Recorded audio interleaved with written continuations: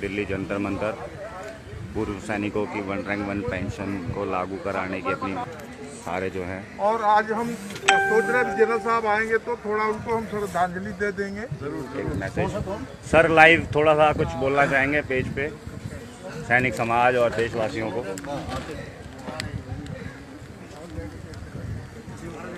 जंतर मंतर पर आए हुए हमारे सभी साथियों को बहुत बहुत नमस्कार। साथियों, आप सबको पता है कि आज हम कितने दिन हो गए? 2100 दिन हो गए। हमारे पूरे 2100 दिन इस जंतर मंतर के ऊपर पूरा हो चुके हैं आज के दिन। और 2100 दिनों से लगातार हम फौजियों की जो 1 रैंक 1 पेंशन है और भी कुछ उसकी एनॉमलीज है, उसके लिए कोर्ट में भी गए हैं और सरकार से अपनी गुहार लगा रहे हैं। लेकिन सरकार जो है और खास करके हमारे प्रधानमंत्री जी हर बॉर्डर पर जाते हैं, हर जगह जाते हैं, बोलते हैं मेरी ही सरकार जो है 1 रैंक 1 पेंशन दे दिया है। जबकि हमारा 1 रैंक 1 पेंशन के मामले में इस सरकार ने कुछ भी नहीं किया है। 2012 में हमारी 3 बढ़ोतरी हुई थी और उन तीनों बढ़ोतरी में पिछली जो सरकार थी उसने हमें दिया, और वो हमारी 1 रैंक 1 पेंशन नहीं थी, इंक्रीमेंट था, 1 टाइम इंक्रीमेंट था। लेकिन ये सरकार आने के बाद जो कि इसी वादे पर आई कि हम 1 रैंक 1 पेंशन देंगे, और इन्होंने दिया नहीं, सिर्फ अपना प्रचार किया कि लाल किले पर प्रचार किया, बॉर्डरों पर जाकर प्रचार किया, जगह जगह प्रचार किया। तो आज 2100 दिन पूरा होने के ऊपर हम सब इकट्ठे हुए हैं। हमारा आंदोलन कभी खत्म नहीं हुआ, हम लगातार जो है इसमें लगे हुए हैं। हमारा जो है कोरोना की वजह से हमने सस्पेंड किया हुआ है, लेकिन हमारा आंदोलन जो है वो बंद नहीं है और तब तक बंद नहीं होगा जब तक कि जो भी सरकार आती है या ये जो सरकार है इससे हम 1 रैंक 1 पेंशन नहीं ले लेंगे। 1 रैंक 1 पेंशन के अलावा बहुत सारी चीजें हैं जो इस सरकार के आने के बाद फौजियों के साथ उनके मान सम्मान के लिए भी बहुत ही गलत हुआ। हमारी दिन पर दिन जो भी सरकारें आ रही हैं आज़ादी के बाद से लेकर आज तक फौजियों को के रिस्पेक्ट को डिटोरेट किया है, इनको डिग्रेड किया है, डाउनग्रेड किया है।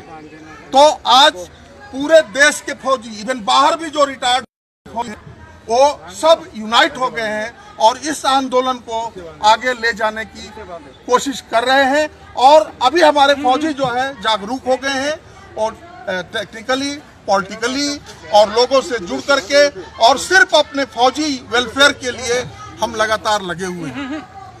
तो ये अभी जनरल साहब थोड़ी देर में, आधे घंटे के अंदर पहुंचने वाले हैं। अभी हमारे साथी जो हैं वो पहुंच रहे हैं। और एक दुखद घटना, क्योंकि इस 2100 दिनों में हमारे बहुत सारे साथी जो जंतर मंतर पर लगातार आ रहे थे वो आज हमारे बीच नहीं है। अभी रिसेंटली हमारे एक बहुत ही एक्टिव कार्यकर्ता, आज उनको याद करके हम सब दुखी हैं। वो जो हमारी वीरांगनाएं हैं, जो फौजियों की जो विधवाएं हैं, उनके लिए बहुत जागरूक थे, उनके बच्चों के लिए बहुत जागरूक थे।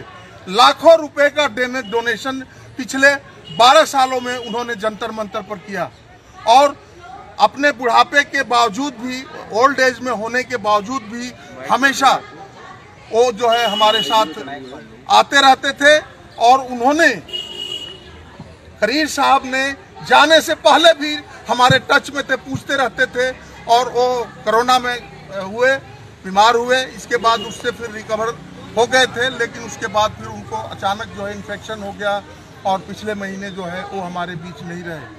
तो अभी जब जनरल साहब आएंगे तो हम सब मिल करके अपने जनरल साहब का जो है, जो गए हुए हमारे ग्रुप कैप्टन साहब हैं, उनके लिए हम थोड़ी देर के लिए, इसके पहले भी हमने उनको सम्मान व्यक्त किया फेसबुक पर, इधर उधर उनके घर भी गए थे, उनका हालचाल लिया।